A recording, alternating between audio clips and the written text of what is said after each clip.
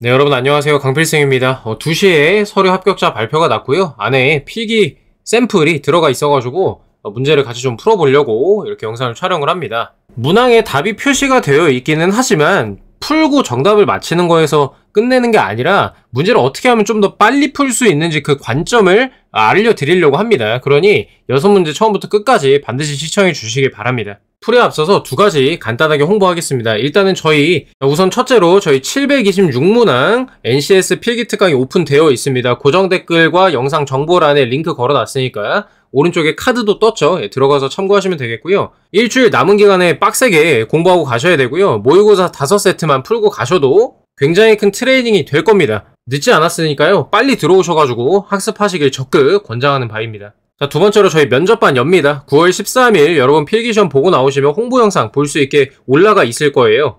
역대 합격생이 저희가 126명입니다. 최종 합격생이.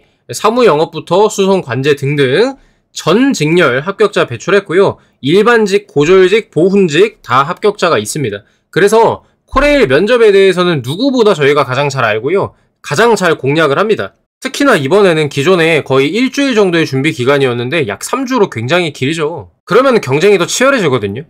그만큼 저희가 잘 봐드릴 예정이니까 뭐 자세한 거는 나중에 홍보 영상에서 말씀 나누겠지만 그렇게 알고 계시면 되고, 이 말씀을 미리 드린 이유는 저희가 상반기 때 1시간 만에 60명 마감이 됐습니다. 1시간 만에. 정말로 선착순이거든요. 그래서 연락이 100명 넘게 왔는데 40분 이상을 못 모셨어요. 이번에는 인원을 더 많이 받을 생각입니다. 3주라서. 다만 그래도 마감이 빨리 될 수가 있으니까요. 미리 필기 끝나자마자 제가 홍보 영상에서도 얘기를 하겠지만 학원 및 컨설팅 많이 알아보시고요. 저희 프로그램이 아마 가장 마음에 드실 거고 가격도 합리적일 겁니다. 그런 결정을 미리 내리십사. 아래 후기도 남겨놨으니까 미리 참고하시기 바랍니다. 일단은 필기 공부 먼저 열심히 하도록 합시다. 네, 의사소통 먼저 풀어보죠. 1번입니다. 알 수 있는 내용이 아닌 것을 고르라고 합니다. 여러분 이거 푸는데 얼마나 걸리셨나요? 한 30초면 풀어내셔야 되는 문제입니다. 왜 그런지 설명을 좀 드리고요. 일단은 알 수 있는 내용, 일치, 불일치 문제는 보기 먼저 읽고 올라가시면 됩니다. 키워드를 잡고 올라가서 필요한 정보를 찾아내면 되는 거고요. 남북한 어휘 차이로 인해 어휘 차이 소통의 문제, 규범어 설정 기준이 달라, 언어 정책 추진에 있어서 차이, 사회상을 반영한 새로운 낱말이 등장, 어휘가 달라지게 됐다.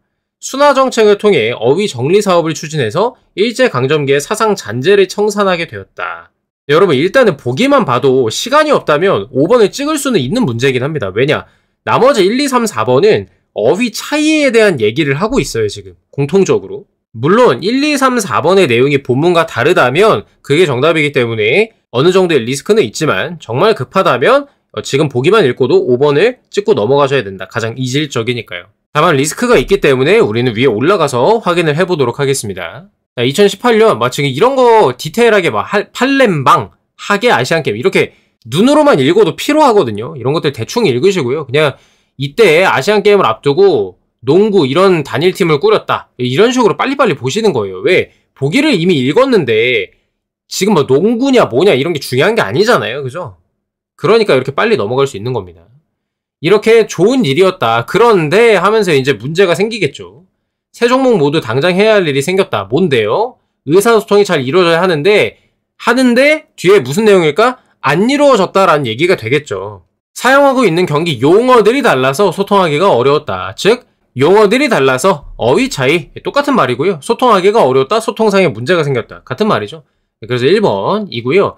여러분 여기서부터는 제대로 읽을 필요 없어요.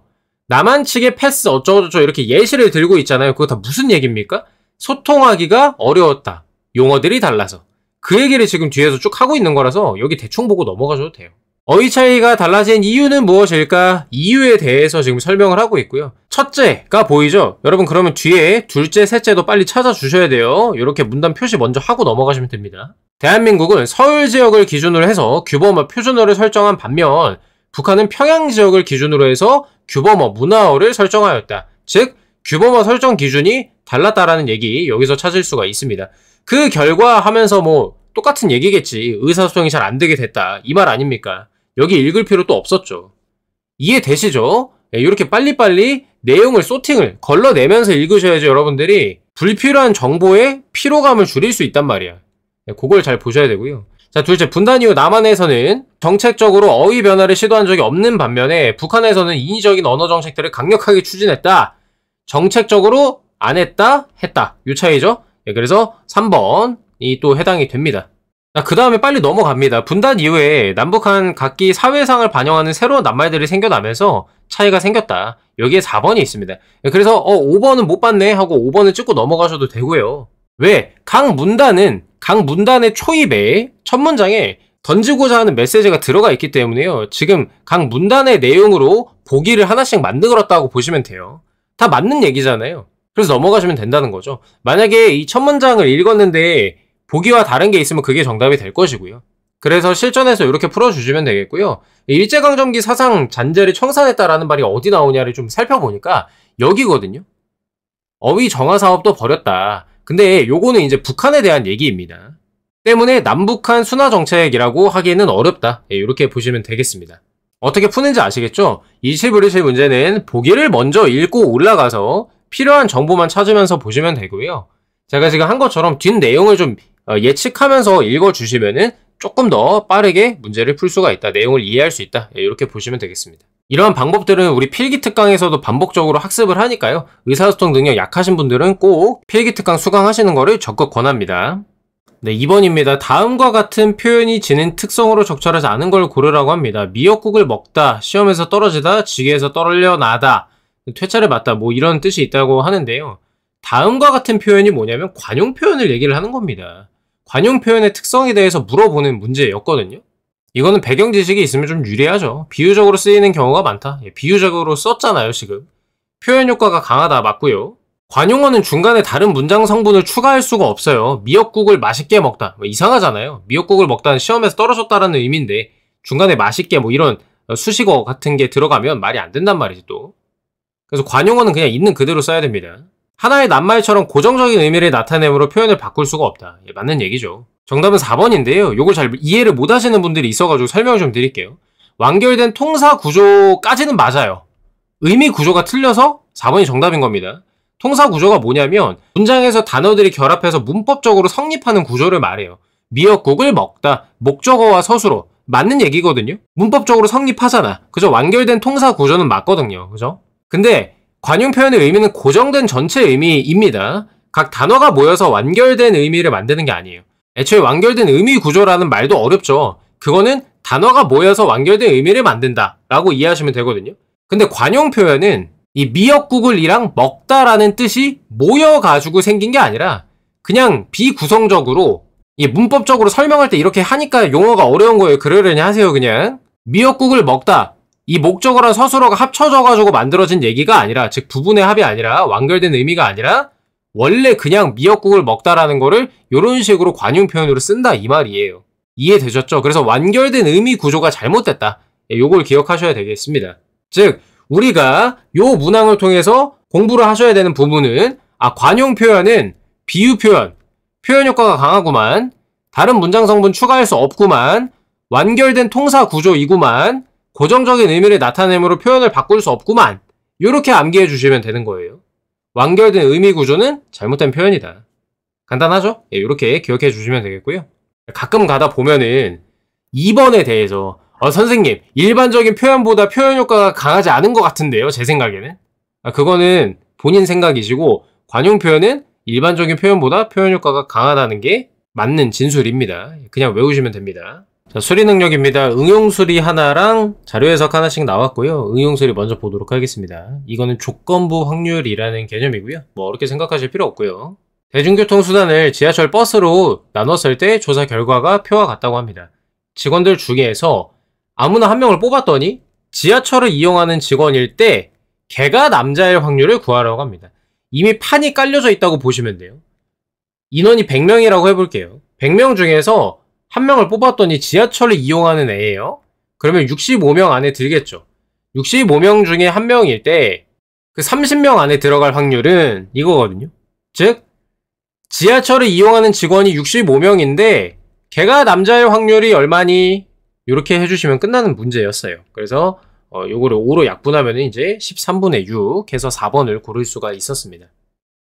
말이 조건부 확률이라고 거창하지만 여기 앞에가 조건이라서 이걸 조건부 확률이라고 한다고 생각하시면 좀 편해요.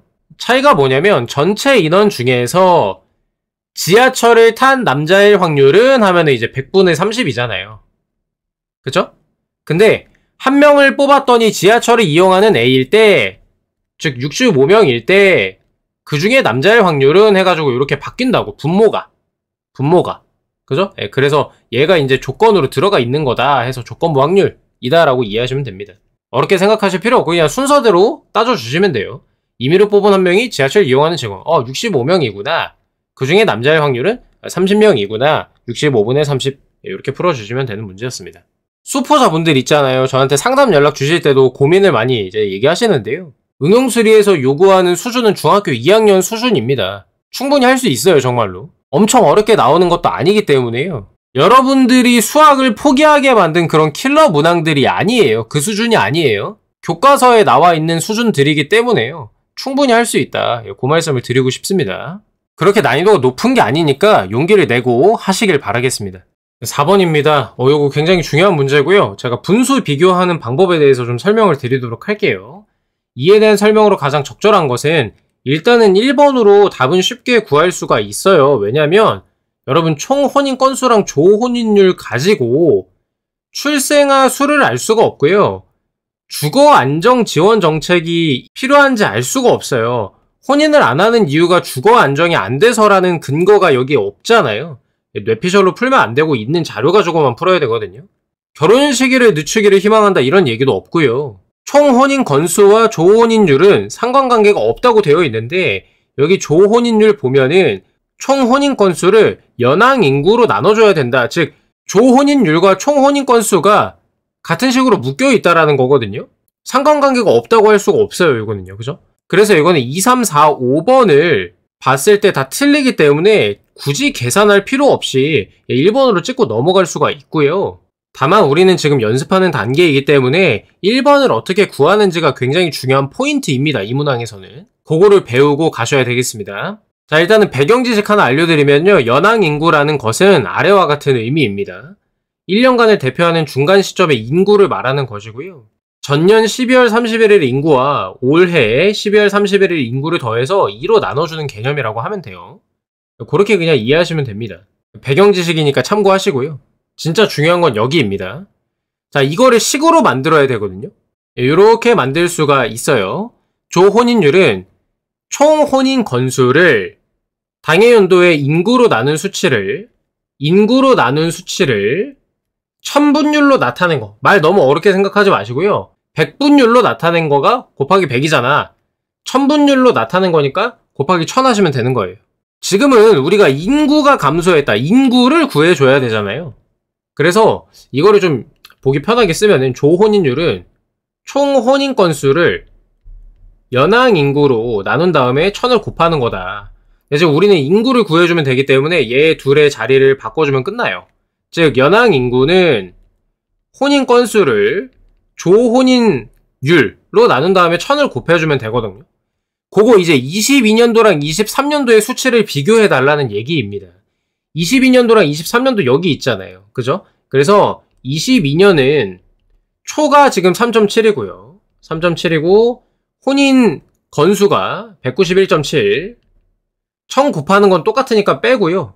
그 다음에 23년도가 3.8분의 196.2.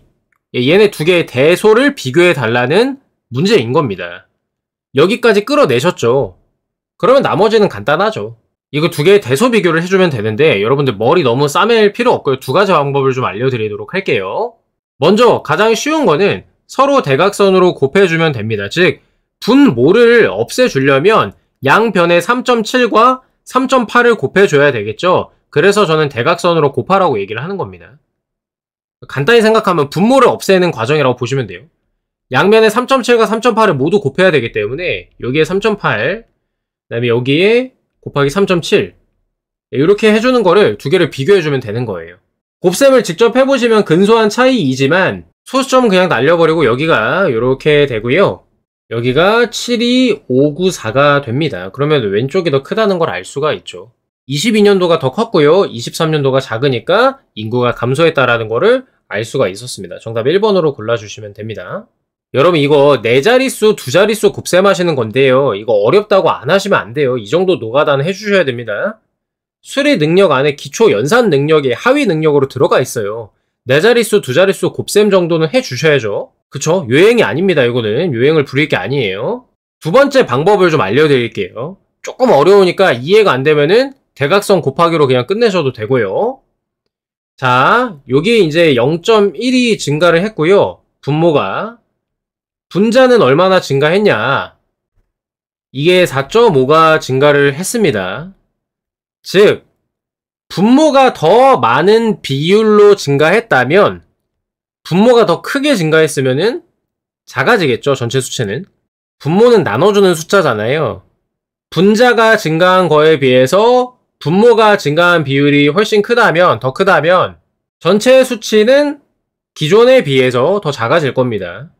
다시 원래의 수치에 비해서 분자가 증가한 거에 비해 분모가 더 많이 증가했다면 기존에 비해서 전체 숫자는 더 작아질 겁니다. 왜? 분모는 나눠주는 숫자니까요. 이해되셨죠? 그러면 비율을 구해줘야 됩니다. 증가한 비율. 3.7분의 0.1 곱하기 100만큼 증가한 거잖아요. 물론 이제 곱하기 100은 안 해주셔도 상관이 없고요. 위에 같은 경우에는 191.7분의 4.5만큼 증가를 한 것입니다. 근데 얘도 사실상 효용이 없는 게 너무 비슷하거든요. 얘를 나눗셈으로 계산을 해보면은 100 곱했을 때 2.34가 나오고요. 이게 2.7 정도 나와요. 즉 얘가 2.7% 증가했잖아요. 분자보다 더 많은 비율로 증가했기 때문에 22년보다 수치는 작아진다라는 결론이 나오거든요. 근데 이거는 언제 써먹는 방식이냐면 눈대중으로 봤을 때 이 비율의 차이가 확실할 때 쓰는 거예요. 제가 방금 말씀드린 대각선 곱하기 방식을 쓰는 이유는 나눗셈을 하기 싫어서 그런 거거든요. 근데 이렇게 분모, 분자의 비율 가지고 계산을 하는 건 결국에 나눗셈을 해줘야 되거든요. 이건 언제 쓴다? 눈대중으로 봤을 때 수치가 확 차이 날 때 써야 된다. 예, 그렇게 보시면 됩니다. 이 대각선 곱하기 전략은 순전히 대소 비교를 위함이고요. 실제 수치는 계산하면, 요거는 계산하면 이 위의 숫자랑 달라요. 정확한 인구를 구할 때는 나눗셈을 하는 게 맞고요. 지금처럼 대소 비교만 할 때는 이런 식으로 해주시면 된다라고 이해하시면 되겠습니다. 자, 그래서 이 문항 요약을 하면요. 2, 3, 4번은 위 자료를 통해 알 수가 없고요. 5번은 여기 당구장 표시를 통해서 상관관계가 있다라는 걸 알 수가 있어서 정답을 1번으로 고를 수가 있었고요. 1번을 디테일하게 살펴보면은 이 조혼인율이라는 것은 제가 여기 쓴 것처럼 이 식을 만들 수가 있겠고요. 지금은 인구를 물어보고 있으니 얘와 얘의 자리를 바꿔줘가지고 인구에 대한 식을 이렇게 구했습니다. 근데 비교를 하려고 보니까 이 초록색 숫자 굉장히 비슷하다. 그래서 그냥 분모를 없애는 방식으로 양변에 3.7 곱하기 3.8을 해줘가지고 대소비교 72,846과 72,594, 즉 22년이 더 컸다. 23년에는 인구가 감소했다. 이런 로직으로 풀어줬다고 이해하시면 되겠습니다. 요거는 반드시 여러 번 들으면서 복습해 주시면은 NCS 자료 해석 실력 확 늘리는 데 도움이 되실 겁니다. 5번입니다. 요거는 진짜 도형 감각이 부족하신 분들 저예요. 예, 많이 풀기 어렵습니다. 쉽지가 않고요. 저도 이제 딱 보고 골똘히 좀 생각을 했는데요. 세 번째로 작은 크기의 삼각형 개수가 몇 개냐고 물어보고 있습니다. 특이한 점은 여기 대각선이 하나가 없다는 거거든요. 그래가지고 일단은 크기 순서를 좀 따져봐야 될 것 같습니다. 이 정사각형 하나하나를 넓이 1이라고 보면 될 것 같고요. 자, 어쨌든 그래서 제일 큰 거를 보니 요거 있잖아요. 요렇게 반쪽짜리가 제일 큰 것 같아요. 요만한 거. 그 다음에 큰 거를 좀 생각을 해보니까 요거 보이죠, 여러분? 요렇게. 이게 눈에 딱 들어오던데. 보면은 정사각형 하나, 얘랑 얘 합치면 2개, 여기가 4분의 1이란 말이죠. 그래서 이제 2와 4분의 1이고 뭐 큰 거는 굳이 넓이로 표현할 필요는 없고요. 그래서 요렇게도 2개가 보여요. 2개가. 어쨌든 요거 이제 분홍색 하나가 두 번째로 큰 크기로 보이고요. 그 다음에 이제 세 번째로 큰 게 뭐 요거 간단하게 찾을 수가 있었거든요. 초록색. 이렇게 하면은 정사각형 하나랑 삼각형 2개 해가지고 얘가 넓이가 2란 말이에요. 네모 하나랑 삼각형 반짜리 2개. 네, 이렇게 해가지고 요건데 이 개수를 이제 빨리 구하면 됩니다. 세 번째 거를 찾았잖아요. 이런 식으로. 그러면은 정사각형 하나랑 삼각형 2개 딸린 거를 빨리 찾아보자 해가지고 이렇게 찾으시면 돼요. 요거 하나, 요거 2개. 급하게 하지 마시고 하나, 2개. 요거 거꾸로 된 거 3개. 요렇게 밑으로 된 거 4개. 그죠? 반대로 요렇게 된 거 5개. 그 거꾸로 요렇게 된 거 6개. 이렇게 찾을 수가 있었습니다. 정답은 3번 6개로 구할 수가 있었네요. 머릿속으로 이 도형들이 그려져야 돼요. 지금 제가 한 것처럼. 제일 큰 거는 반쪽짜리가 제일 큰 거 같네.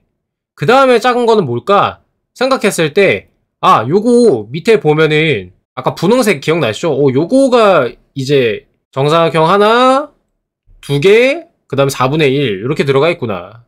그 다음에 작은 걸 찾아보자 했더니 정사각형 하나랑 삼각형 2개 합쳐가지고 정사각형 2개, 즉 넓이 2짜리가 있구나. 요게 3번째구나. 요거 개수를 찾아보자. 뭐 이런 식으로 풀이한 거라고 보시면 되겠습니다.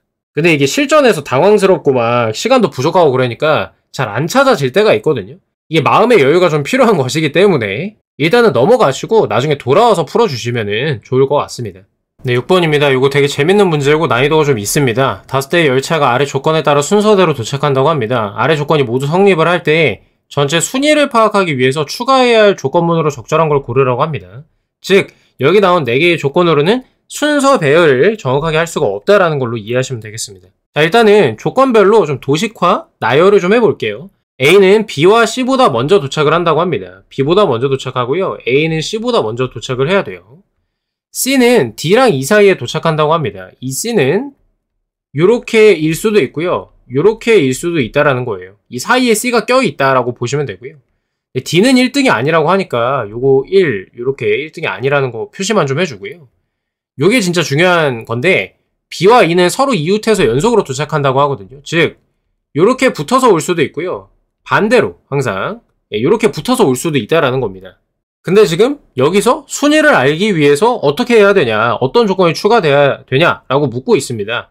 근데 저는 이러한 조건의 상황이라면 B냐 E냐, E냐 B냐 요 교통정리를 빨리 해줘야 된다고 생각을 했거든요. 둘 중에 하나라도 빨리 순위가 정해져야 다른 거의 순위가 나오기 때문이에요. 그래서 보기를 봐보니 B는 5등이라는 게 나와 있잖아요. 그 말은 즉슨 B가 5등이면은 E가 몇 등이라는 거예요. 4등이 될 수밖에 없죠. 왜냐면 5등, 6등은 불가능하니까. 그럼 여기서 출발을 하는 겁니다. 여기를 보도록 할게요. 여기 만약에 E가 4등인데 C, D가 이렇게 뒤에 붙는다라고 하면 말이 안 되죠. 그렇기 때문에 요거는 기각이 되고요. E가 4등이고 그러면 C는 A랑 D 다음에 온다는 게 확정이라서 얘가 3등이고요. A랑 D의 관계는 D가 1등이 아니라고 하니까 D가 2등이고요. A가 1등이 되는 겁니다. 그래서 A, D, C, E, B 이 순서로 배열할 수가 있는 거죠. 그래서 정답 5번으로 골라줄 수가 있습니다. 조건을 나열을 해보니 B, E, B가 같이 묶여 다니기 때문에 얘네 2개 중 하나라도 순위를 빨리 정하면 나머지 실마리를 좀 풀 수가 있겠구나 라고 생각을 했던 겁니다. 이러한 관점으로 보기를 보니 B가 5등이라는 게 있었고요. 검토를 하기 위해서 B가 5등이라고 전제를 하고 풀이를 했더니 이런 식으로 딱 순위가 나왔다라는 거를 또 확인을 할 수 있었습니다. 여기 교통정리를 빨리 해야 된다라는 걸 인지하고 그 관점으로 봤을 때 금방 찾을 수 있는 거고, 만약에 이거를 생각을 안 하고 그냥 보셨다면 쉽지 않았을 겁니다. 저라면 그럴 때는 이제 1번부터 보기 하나하나 넣어가지고 풀었을 거예요. C가 4등일 때 한번 해보고, E는 D보다 먼저 도착할 때 해보고. 지금 말하는 게 요거잖아요. 이거 기각이잖아요. 그죠? 이런 식으로 끼워 맞춰보면서 정답을 찾았을 것 같습니다. 그렇기 때문에 이 보기를, 실마리 보기를 5번에 배치를 한 것 같기도 하고요. 작은 팁이라면 이런 거 할 때는 보기를 5번부터 거꾸로 넣어보면서 하는 게 답을 찾는데 조금은 도움이 되지 않을까, 이렇게 조심스럽게 생각을 해봅니다. 자, 이렇게 해서 저희 6문항 다 풀어봤습니다. 어떠셨나요? 여러분들이 푸실 때는 별거 아닌 것 같았지만 막상 설명을 들어보니까 좀 더 디테일하게 공부할 것들이 분명히 있으셨을 겁니다. 똑같은 문항을 보더라도 어떻게 풀고 어떻게 공부하느냐에 따라 여러분들의 실력이 팍 늘 수도 있고요. 그냥 한 문제 한 문제 양치기 하는 식으로 공부가 될 수도 있습니다. 그런 점을 항상 경계하면서 하셔야 되겠고요. 저희 필기 특강에서 이러한 부분들을 잘 짚어드리면서 하나하나 꼼꼼하게 설명을 해드립니다. 다시 말씀드리지만 일주일 동안 충분히 학습하실 수 있고요. 시간이 바빠서 모의고사만 풀더라도 매우 도움이 되는 그런 특강이니까 고민하지 마시고 얼른 링크 들어오셔가지고 신청하시면 되겠습니다. 그럼 저희는 13일 면접반 홍보 영상으로 다시 찾아뵙도록 하겠습니다. 영상 보느라 고생 많으셨고요. 여러분의 건승을 기원합니다. 필기 잘 보고 오세요. 감사합니다.